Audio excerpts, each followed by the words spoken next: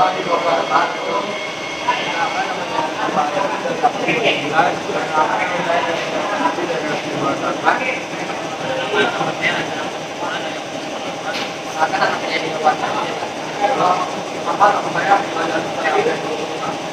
di video kali ini kita akan menjelaskan bagaimana cara kerja alternator, apa saja komponennya dan fungsinya, dan apa saja sih penyebab kesalahan pada alternator ini dan langkah perbaikannya.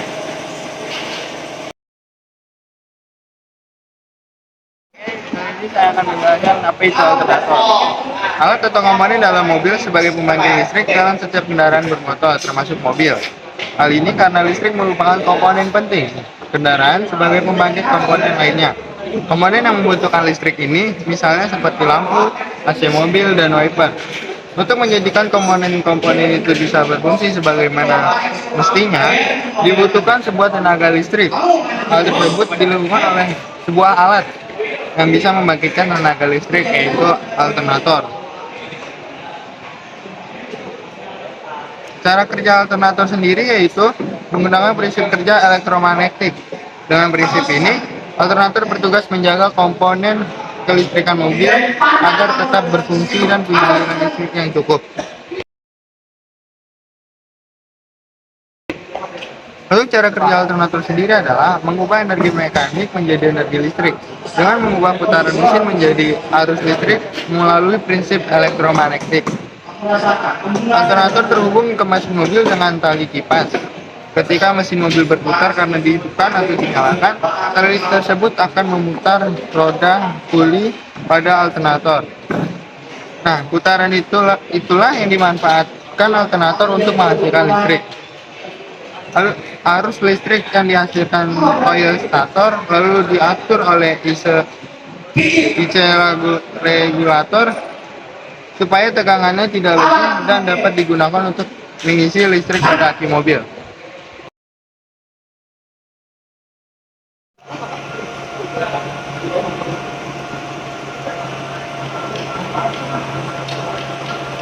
Nah, teman-teman, di sini adalah proses pembongkaran yang dilakukan oleh teman saya untuk melihat apa saja komponen-komponen yang ada di dalam alternator.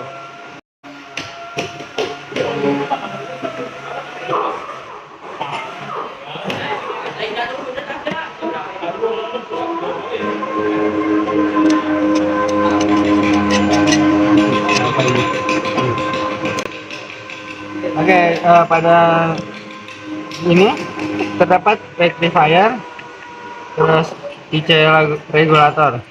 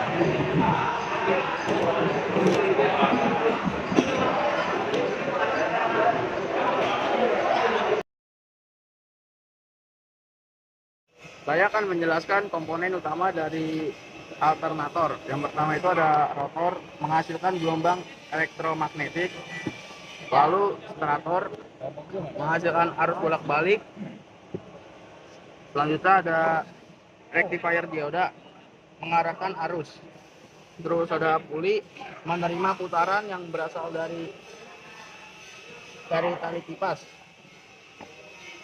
Selanjutnya ada bearing mengatur rotor agar putarannya lembut. Selanjutnya ini adalah IC regulator mengatur keluaran dari stator untuk melindungi agar tidak lebih dari 14 volt.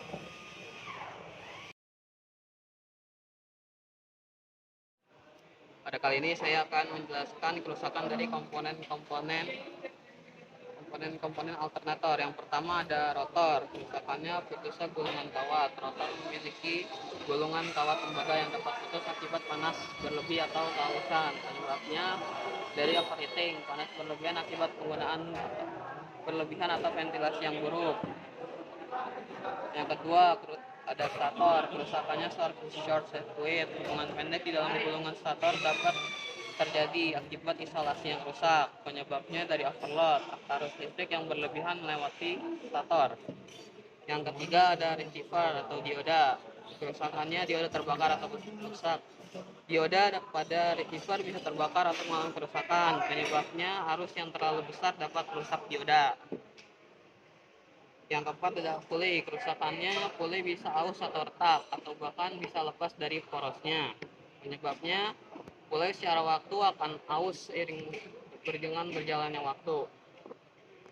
Yang kelima ada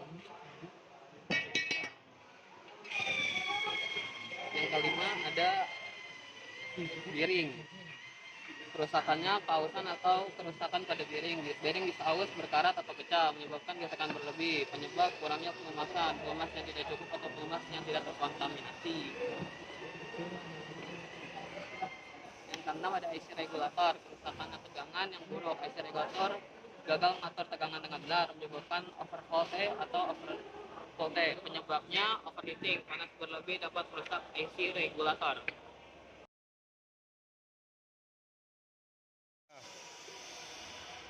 Saat ini saya akan menjelaskan langkah-langkah perbaikan dari komponen-komponen alternator. Yang pertama ada rotor.